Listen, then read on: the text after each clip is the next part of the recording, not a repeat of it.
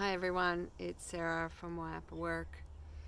Sorry we've been absent for a while. It's been quite a few months since we've done a YouTube video. We've just been going through some really challenging times, and sometimes you just need to take some time out to work through things, to reflect, to take time to be Wayapa, find the stillness, to quiet everything down, to find clarity in direction. And that's what we've been doing. But today is the 30th of October, and I wanted to reconnect with everybody today for a special reason. One of the reasons that we've been taking time out is because my dad, sorry, I'm going to get a bit emotional. My dad got sick and he passed away about a month ago.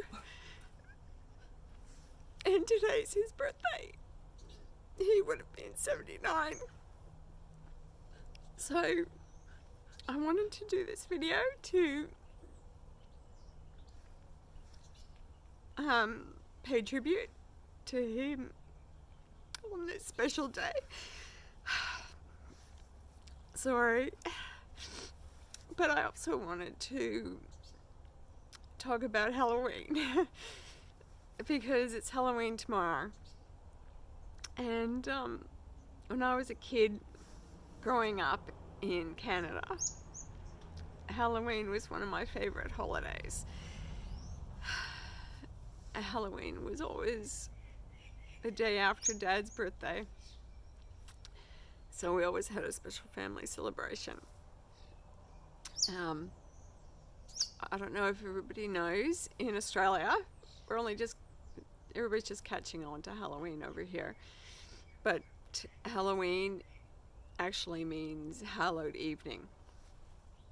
So it was when it was a time of year that was actually marking, it goes back hundreds and hundreds of years. It's an old pagan ceremony, and it was the pagans believed it was a time of year when not only it marked the change of seasons from fall or autumn to winter, but it also marked a time when the veil was the thinnest between the world of the living and the world of the dead. So pagans used ritualistic ceremonies such as putting on an animal hide to disguise themselves from the ghosts of the Walking Dead, but it was an opportunity for them to connect with those who had passed over to another world. And my phone's about to fall down. So it was so that's where the sort of the history of dressing up in costumes and walking around and convening with the dead, or ghosts or witches, all comes from. And they would I think that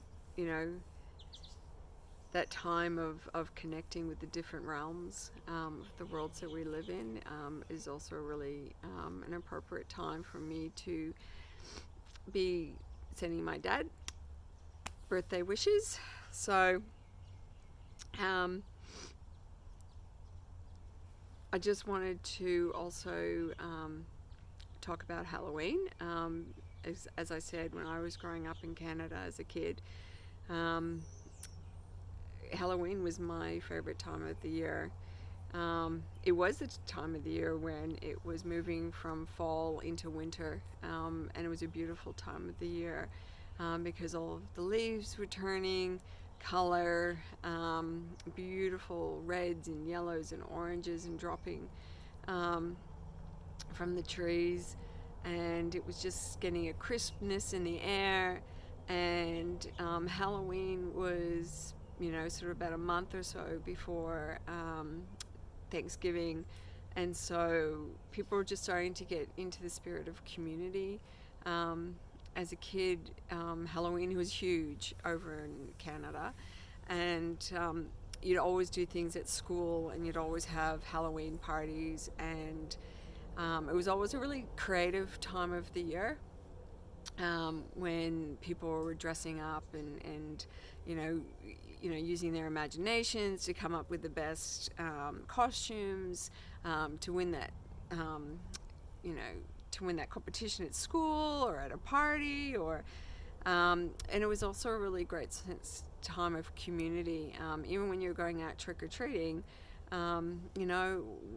we lived in a time when you could go around and knock on neighbors' houses, and everybody would be out in the street, and their houses would be decorated, and there'd be jack-o'-lanterns all over the place, and it was just a beautiful time. So I just wanted to share this one story, and it's probably going to be for those who are old enough to remember who Farrah Fawcett was.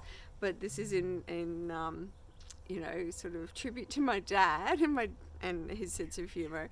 But as I said, we used to have to do school competitions for the best costume, and that was a big thing of coming up with something that was really funny or witty or amazing, to win the competition. And I'm a twin, and myself and my sister were always trying to beat everybody else. And so Dad was our source of coming up with some great ideas for Halloween costumes. And so one year, Dad said, and this was back in the 70s, when Farrah Fawcett, if you don't know who she is, Farrah Fawcett was in the original Charlie's Angels movie and TV series way back when. So she was married to Steve Majors, who was a $6 million man.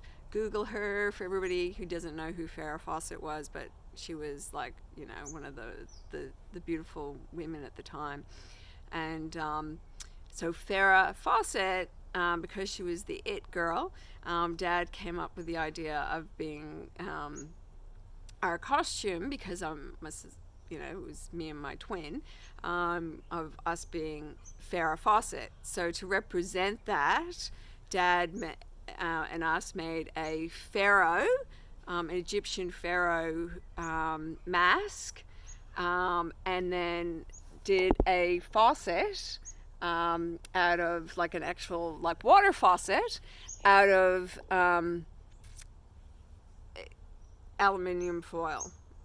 So I can't remember if I was Pharaoh or Sam was Pharaoh, but one of us was the Pharaoh, and then the other one was the faucet. So you probably had to be there at the time to understand how funny and witty it was. I don't think we won the competition that year, but it goes down in memory is one of the greatest for me of the costumes that we had over the year of Farrah Fawcett. But yeah, that was just Dad's crazy sense of humor. So talking about Wayapa in relation to Halloween, because Halloween has become a worldwide thing, and it's hit Australia as well. Let's go back to the times when I was growing up as a kid, and what we would do. And it was so much more sustainable. We didn't have plastics everywhere. We used pillowcases to get around. We didn't have plastic, jack-o'-lantern, baskets or anything plastic to carry our candy around in. We used pillowcases, which was a bit greedy, because we could fill up the pillowcases as much as possible, but it was also a really sustainable way of using something that was in the closet to gather our candy with. there we would also always, as I said, make up our own costumes. So we would be really creative and use our imagination of coming up. We didn't go to the store and buy something that was already made. So, you know, make something out of cardboard or old clothes or, you know, paper. You know, create something. You know, minimize all that packaging that you get from a store by buying a store-bought costume. You know, reuse, recycle, upcycle, go to an op shop, see what's there, raid your parents' you know, clothes, you know, closets to see what you can find. There's always some crazy stuff. You know, I've found some crazy stuff in my parents' closet that I could easily turn into a really cool costume. That's the Wayapa work dog running past there and barking. The other thing is decorations. We would just do, you know, you get your jack-o'-lanterns, your pumpkins, and make them into jack-o'-lanterns. You know, you carve them all out. You take the insides of the pumpkin and don't throw those away. You take the insides and you separate the pumpkin seeds from the actual, you know, sort of moistness of the actual pumpkin inside. So the pumpkin insides you can puree up and make into pumpkin pie, which I swear is one of the most delicious pies you could ever make. You can either make it a bit more savory or a bit sweeter by adding cinnamon and spices, but pumpkin pie is delish. In fact, I might make one myself today. And then the seeds you actually dry out and you put into a frying pan with a bit of olive oil and some salt, and you toast them up, and they are so good. So no wastage, and you use all of those, you know, you use those pumpkins to do your decorations. You can put a soy candle inside the pumpkin to light it up. And put them around your house, and it's fantastic. Or use other gourds and do the same, make like, different faces on them. And they're compostable. You know, you just then put them in the compost, and there's no wastage. And you can then put that on the garden, like perfect. It's all the, you know, the returning life cycle of everything. You can use old sheets and make ghosts out of the old sheets. Or use, you know, leftover cardboard or toilet paper rolls or paper lying around and make your own decorations around home. Or glass jars, you know, get some glass jars and you make spiders and put the spiders inside the glass jars and hang the jars up, and, you know, that's a great idea of using things that are around your own house rather than buying anything that contains packaging or buying anything that contains plastic. Make it a plastic-free Halloween. Some other ideas is, I love this idea. Don't dust. Leave your cobwebs around the house. I do this all the time. You know, why do we need to wipe all those cobwebs away? The spiders keep the flies away or keep the insects away. So perfect at Halloween time not to dust. Keep the cobwebs there and have your own very live spiders and spider webs.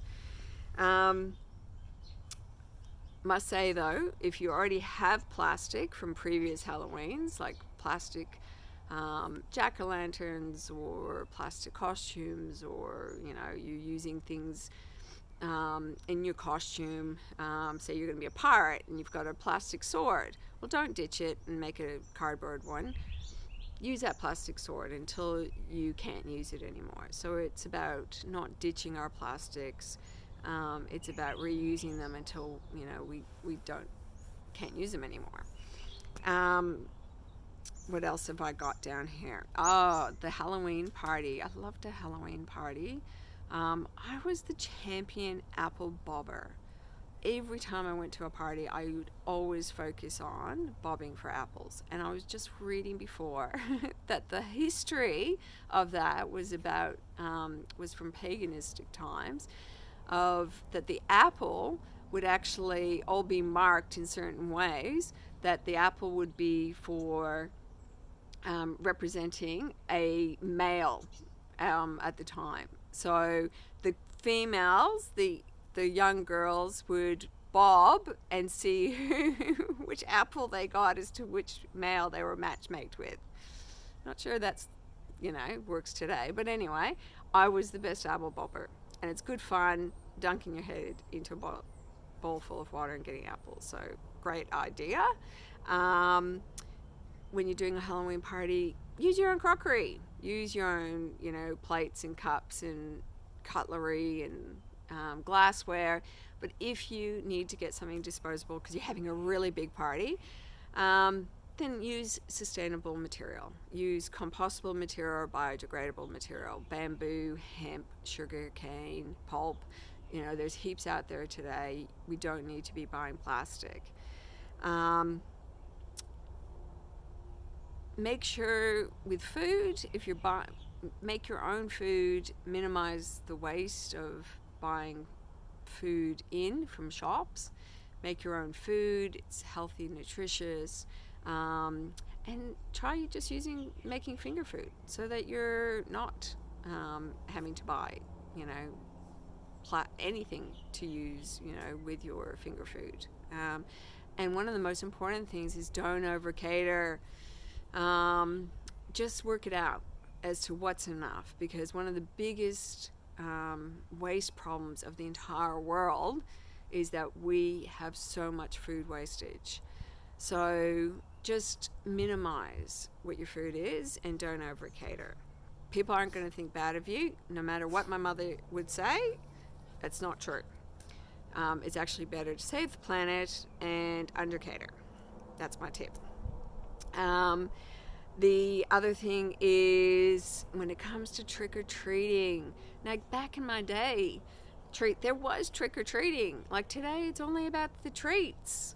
And about lollies and candies. No, back in my day, we actually had trick-or-treating where you'd go and knock on a door and you say trick or treat. And how many times a daggy dad, including my own, would say trick. And they would say a stupid gag or joke or do something silly.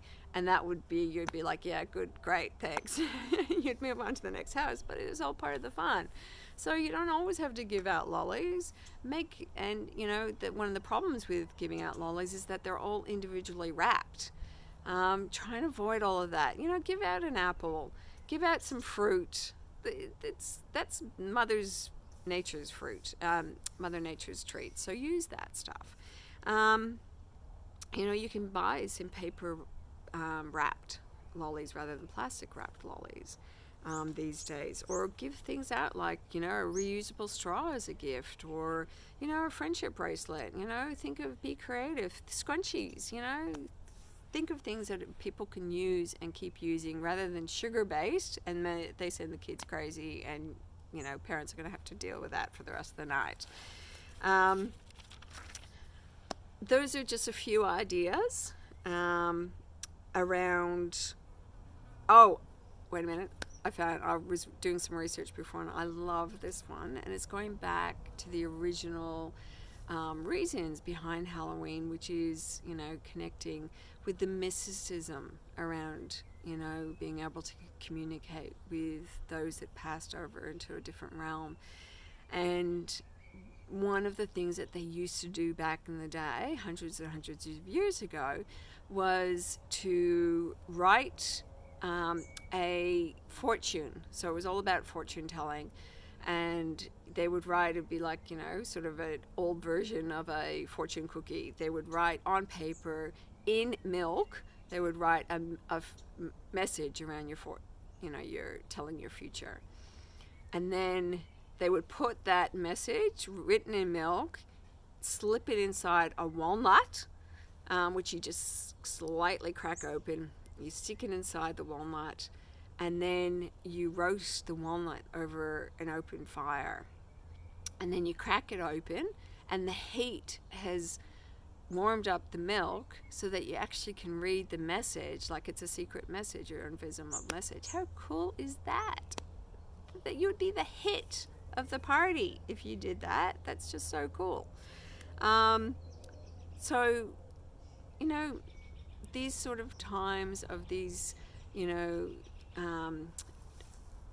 I guess these festivals or these events that are all on our calendars, like Christmas, Halloween, Easter's. This is a time for us to research why they're a part of our lives, rather than just the marketing of it or the commercial aspect, and go back to those roots and go, why are these important? And usually they're important for a reason, such as the paganistic ritual of connecting with Mother Earth, with the change of season, and with, those who've passed over into a different realm. So on that note, I just want to say thanks for tuning in. We will be doing more regular updates on our YouTube channel. Jamie's been taking some time out, but he'll be back soon. And I just want to, again, wish my dad a very happy 79th birthday from the other realm that you're in, Dad. Love you. And I look forward to connecting with you all soon. Bye.